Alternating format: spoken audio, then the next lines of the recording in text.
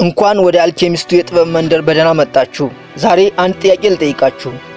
ስኬታማ ሰዎች ከኛ የሚለዩት በገንዘባቸው ነው ወይስ በአስተሳሰባቸው? ጆን ሲ ማክስዌል እንደሚለን ስኬት በአጋጣሚ የሚመጣ ሳይሆን የአስተሳሰባችን ውጤት ነው ይለናል። ዛሬ ያን ጥበብ በተግባር እናየዋለን። አስተሳሰብን ካልቀየርክ ኑሮህ አይቀየርም ይለናል ጆን ሲ። እንዲሁም ስኬታማ ካልሆኑ ሰዎች የሚለዩባቸው ሶስት መሰረታዊ ነገሮችን ወይም ባህሪዎችን ያሳየናል። አንደኛው ትልቁን ምስል ማየት። ስኬታማ ሰዎች ትልቁን ምስል የማየት ችሎታ አላቸው። አብዛኛው ሰው በዛሬ ችግሩ ላይ ብቻ ሲያተኩር፣ መሪዎች ግን ከ5 እስከ 10 ዓመት በኋላ የሚመጣውን እድል ያያሉ።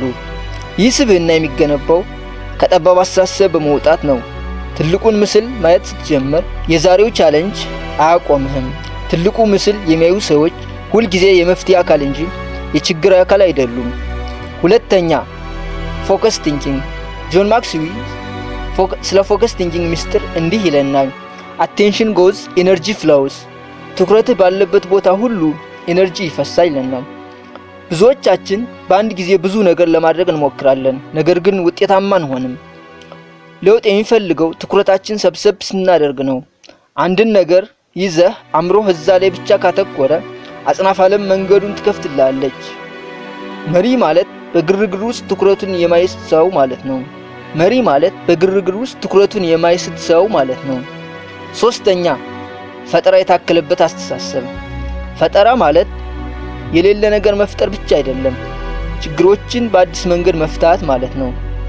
ለምን ብሎ መጠየቅ የጥበብ መጀመሪያ ነው። ስኬታማ ሰዎች ይህን ለምን አይሆንም ብለው ይጠይቃሉ። በለመድከው መንገድ ብቻ የምትጓዝ ከሆነ የለመድከውን ውጤት ብቻ ታገኛለህ። አእምሮህ እንደ ፓራሹት ነው፣ የሚሰራው ሲከፈት ብቻ ነው።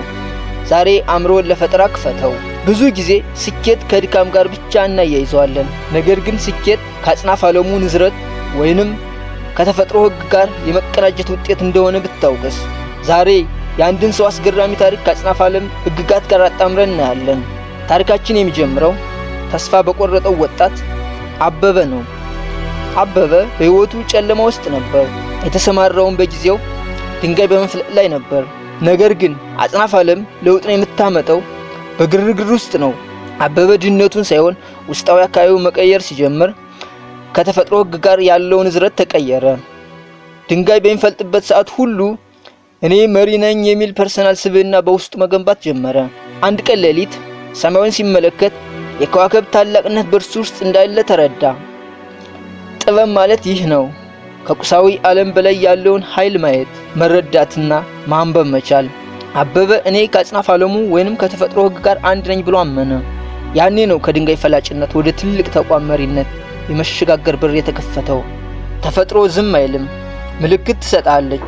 አበበ ያን ምልክት አንብቦ ተግባሪ ሆነ። ዛሬ አበበ ትልቅ መሪ ነው። የገነባቸው ህንጻዎች ብቻ ሳይሆን የገነባቸው ስብዕናዎች ያስደንቃሉ። የእሱ ታሪክ የሚያስተምረን እድገት የሚመጣው ከተፈጥሮ ሕግ ጋር ስንስማማ ነው። ቻሌንጅን እንደ ጠላት ሳይሆን እንደ አልኬሚ አተን ተጠቀመባቸው። ዛሬ አበበ ለብዙዎች ብርሃን ሆኗል። የእርሶም ህይወት ከተፈጥሮ ሕግ ጋር ከተጣጣመ የማይቻለው ይቻላል። ተፈጥሮ ትታዘዛለች፣ ዓለም ትገዛላለች።